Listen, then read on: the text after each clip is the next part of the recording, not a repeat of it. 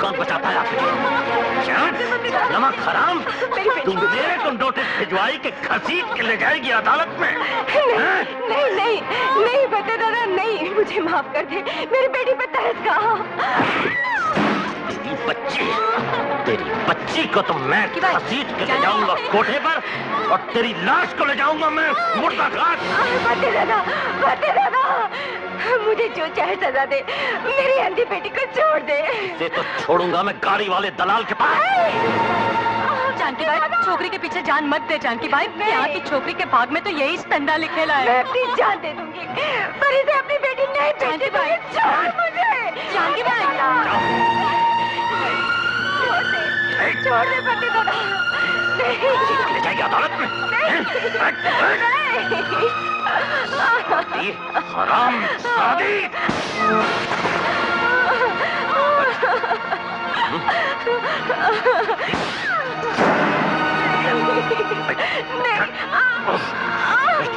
जान से मार डालूंगा।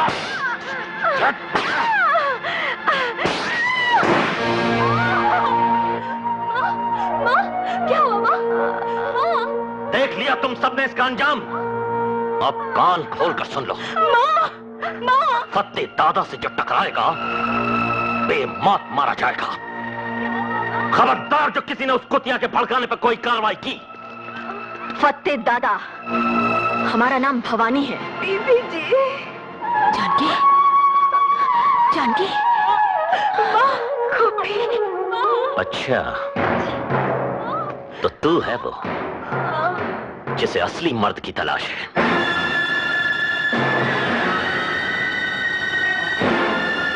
असली मर्द की, बेबस औरतों को बेचने और मारने वाले नामर्द कसाई की नहीं। साली!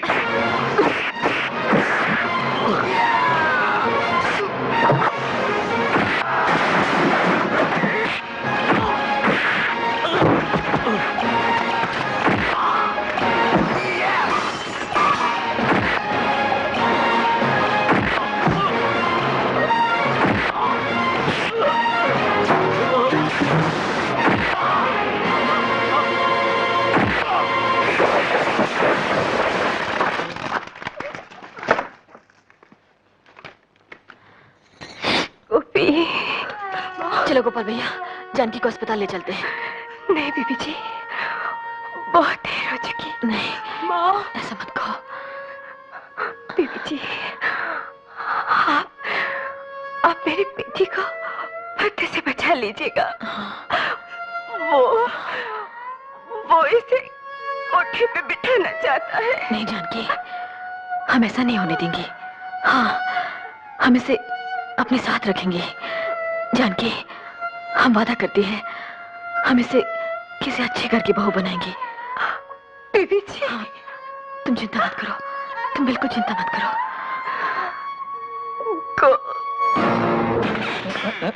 ये धरती डोली क्या? कंगला टोला में खून हो गया है। खून? खून तुमने किया? क्या? नहीं ना।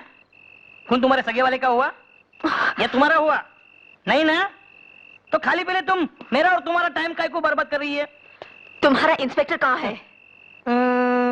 उसका अभी दारू के अड्डे के इंस्पेक्शन का टाइम तो पूरा हो गया। वो अभी किसी गटर वटर नाली वाली का इंस्पेक्शन कर रहा होगा। अरे माने बाप रे बाप, ऐसा लगता है एक तो अफसर अब पुलिस स्टेशन में उतर आई है किसी इंदर तिंदर के खिलाफ रिपोर्ट दर्ज कराने। क्या पिछली बार शायद हम आपको बताना भूल गई थी कि आप नहायते गंदे और गलीज इंसान हैं। ताहम विसाले यार गलत फहमियां हुई, मुझको परी का शुबा हुआ, उनको भूत का। दारू पीकर बदतमीजी करने में ही धरी रहेगी क्या आपकी सारी मर्दानगी? अरे अगर असली मर्द होते तो विधवा जानकी को फतेह दादा से बचाते। उसका खून कर दिया फतेह ने, सुना आपने? खून। अब निपोरिए बत्ती से और कह दीजिए अदा से कि फतेह के खिलाफ तो हम कुछ नहीं कर सकते। मैडम, आशुतोष दास असली मर्द है, घास लड़ना है। कंगला टोला में एक भी माई का लाल अगर फतेह के खिलाफ गवाही देगा ना तो आशुतोष फत्ते को हवालात में डाल के ऐसी धुलाई करेगा कि उसकी हवा खुश्क हो जाएगी। विक्टरी विनायक। Yes boss. चल। किधर है फत्ते? वो तो कल के बड़े पीर के मजार पे गए हैं। अच्छा।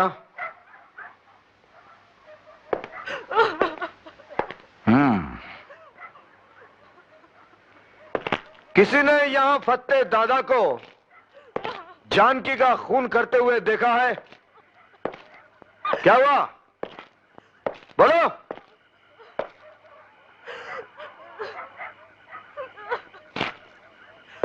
तुम लोगों ने सुना नहीं? हमने पूछा किसी ने फत्ते दादा को जानकी का खून करते देखा है? तुम भी खामोश हो सुनैना, तुम बोलती क्यों नहीं?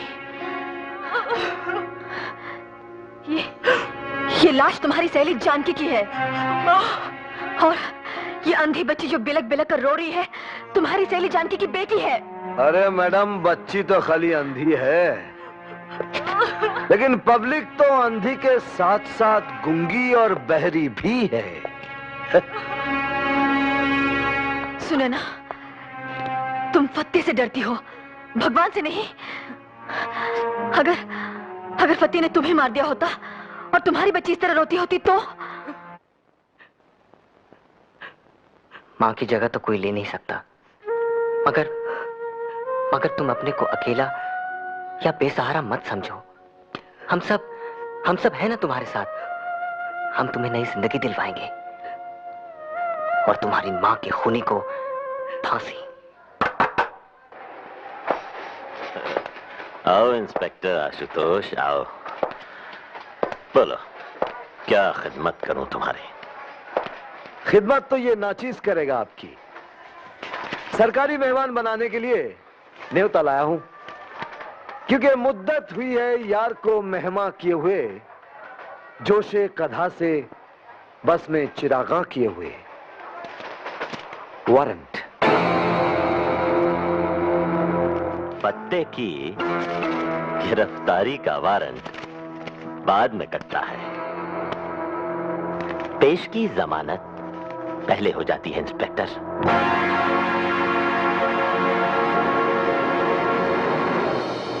शराब!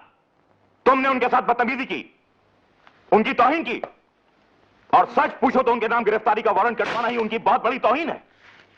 इन्हीं हरकतों की वजह से तुम्हारी तरक्की रुकी हुई है, और अगर तुम बाज नहीं आए तो मैं तुम्हें वार्न करता हूं कि तुम्हारी नौकरी भी जाती रहेगी। लेकिन मेरा ईमान तो बचा रहेगा ना सर। और वो तो आपने सुना ही होगा सर कि अच्छों को बुरा साबित करना दुनिया की पुरानी आदत है। Shut up! गुंडागर्दी, पुलिस नामर्दी, गुंडागर्दी, पुलिस नामर्दी। ये हाय हाय क्या बंद कर दो, हमको हमारा ड्यूटी करने दो। ड्यूटी?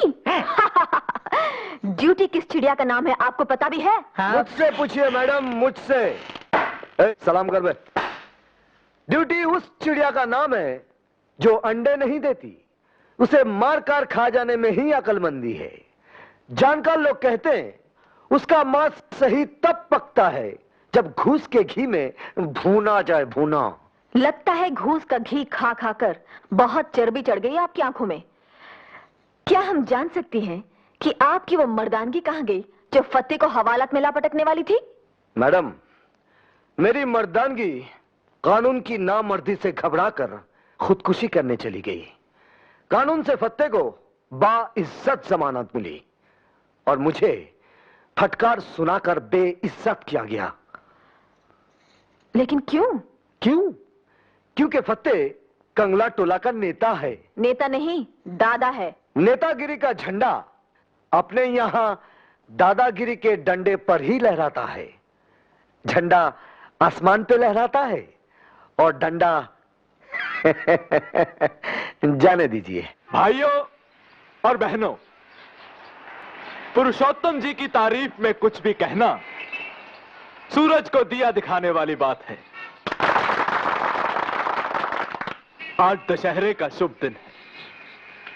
कई बरस पहले पुरुषोत्तम जी ने इसी रोज भ्रष्टाचार के रावण को मारने का संकल्प लेकर गरीबों की एक अलग पार्टी बनाई थी। मैं पुरुषोत्तम जी से अनुरोध करता हूं कि वो इस दोहरे शुभ दिन पर आप सबको अपना संदेश दें, अपनी सीख दें। भाइयों और बहनों, चरणदास जी जो हमारी और आपकी पार्टी की ओर से मुख्यमंत्री पद के उम्मीदवार हैं, एक बात गलत बोल गए। मैं यहां आपको सीख देने के लिए नहीं, आपसे सीख लेने के लिए आया हूं। आप गरीब भाई बहन ही मुझे सिखा सकते हैं इंसान क्या होता है, इंसानियत क्या चीज है। कौन हमारा, किसके हम? ये अपनापे के रिश्ते भी बस गरीब लोगों में ही होते हैं। अमीर और अय्याश तबका तो न अपनी मां का सगा है और न भारत माता का सगा है। बेईमान नेता, बेशर्म सेठ, बेदद बुद्धिजीवी और बेरहम गुंडे इस देश को बेमुरवत होकर लूट रहे हैं।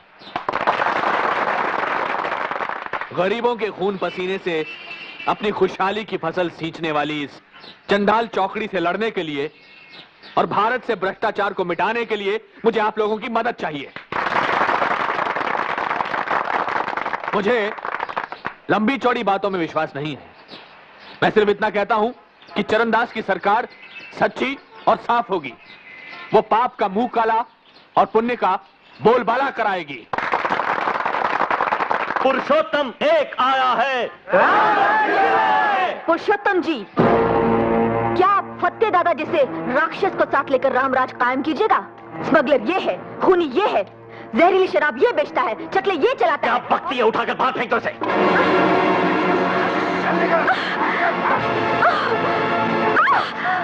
ठहरो, रुक जाओ। ये क्या कर रहे हैं आप?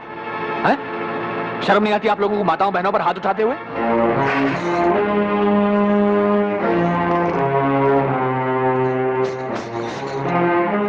फत्ते जी,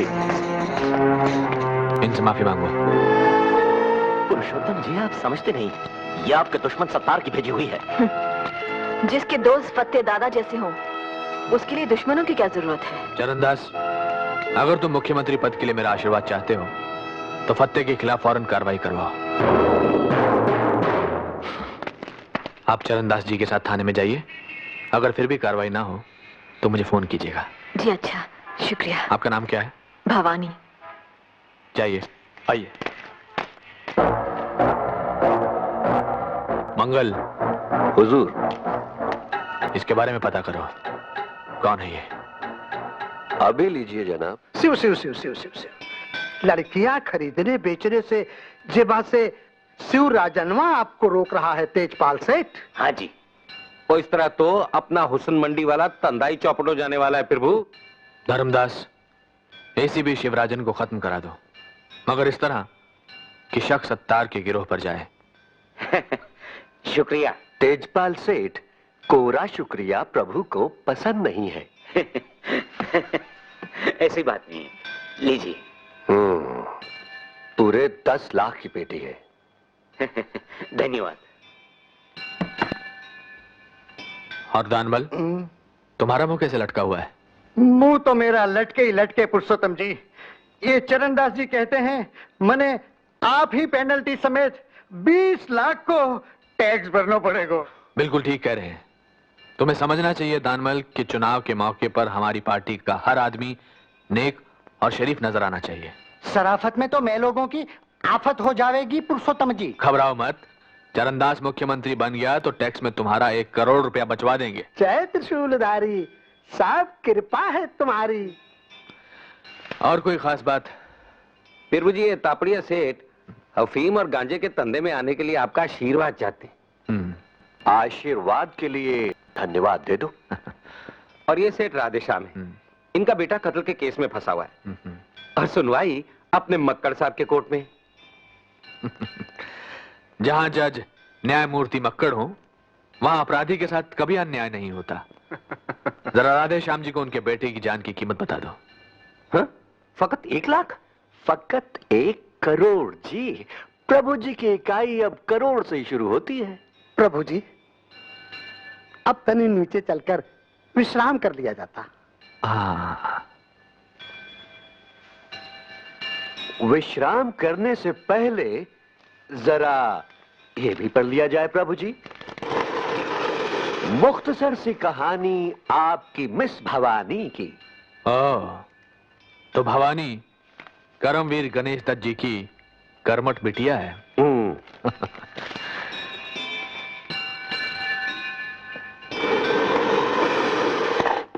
फत्ते को आप अंदर करवा दिए, इसे तमाम साथी लोग दुखी हैं। चुनाव के समय जनता को खुश करना जरूरी होता है, साथियों को नहीं।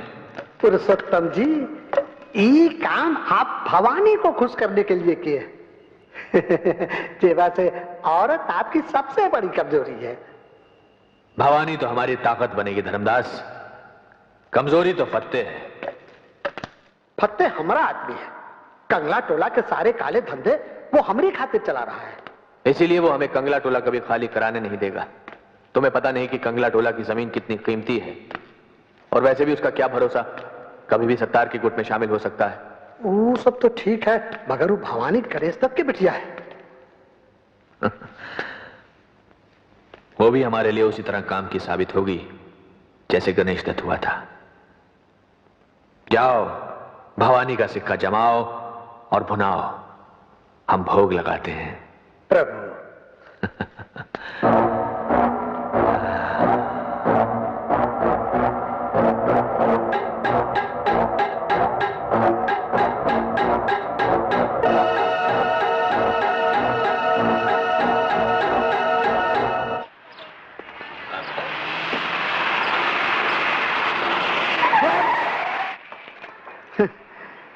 कितना कम है फासला मौत और जिंदगानी के बीच का केशव कुमार। पाल भर गड़िया इधर उधर चली जाती तो जेबा से आप काल के गाल में चले जाते। अब आराम से हमरे संग गड़िया में बैठा जाए और हम जौन प्रसाद लाए हैं सो ग्रहण किया जाए। धर्मदास जी, आप अपनी घूस समेत फौरन चले जाइए। कहीं नखराबाजी में आप ही न चले जाएं दुनिया से।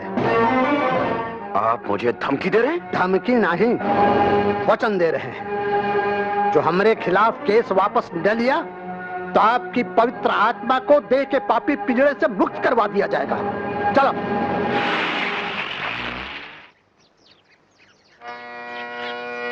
सा रे गा मा पा धा नी सा। भाई वाह गोपाल भैया, तुम खुद तो सारा दिन सारे गा माँ करते रहते हो, अब इसे भी करने लगे हैं? और माँ को अकेला क्यों छोड़ दिया कमरे में? माँ के पास केशव भाई साहब बैठे हैं। हाँ, अब जा करके रट्टा मारो, चलो।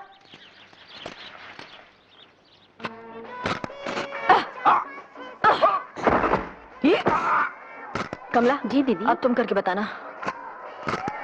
भवानी जी, गोया आप यहाँ औरतों को मर्दों की पिटाई करना सिखाती हैं। सिर्फ सड़क छाप मजनुओं की। महल छाप मजनुओं की नहीं। आप हमारे साथ आइए। चलिए। यहाँ हमने औरतों के लिए डॉक्टरी और कानूनी सलाह देने का इंतजाम किया है। आइए। दर्द देने वाले दवा बंटवाएं तो पुण्य होता है भिक्टरी विनायक, और ना इंसाफी करने वाले कानूनी सलाह दिलवाएं तो और जास्त पुण्य होता है। जो औरतें पहले समाज के हाथों मजबूर थीं, हमने उनके लिए इज्जत से जीने के नए रास्ते खोले हैं। और उन्हें खोलने के वास्ते पैसे किस धर्मात्मा ने दिए हैं? जो इधर में पहले चकला खोले ले थे। इंस्पेक्टर, आपको यहाँ कोई काम है? है ना, सलाम करना है कंगला टोला के नए दादा नई दादी को। देखिए इंस्पेक्टर, हम न यहाँ की कोई दादा है ना दादी, हम तो इन औरतों की सहेली हैं। हम न सिर्फ इन्हें दादाओं से बचाएंगी, बल्कि दादाओं को सलाम करने वाले थानेदारों से भी। वाह वाह, उठ गई दुनिया से राहो रस्म यारी। हाय जी। हाय। आपने कुछ कहा? जी हाँ, कह रहा था कि आप भी एक मोहरा बन गई हैं किसी की राजनीतिक शतरंज का।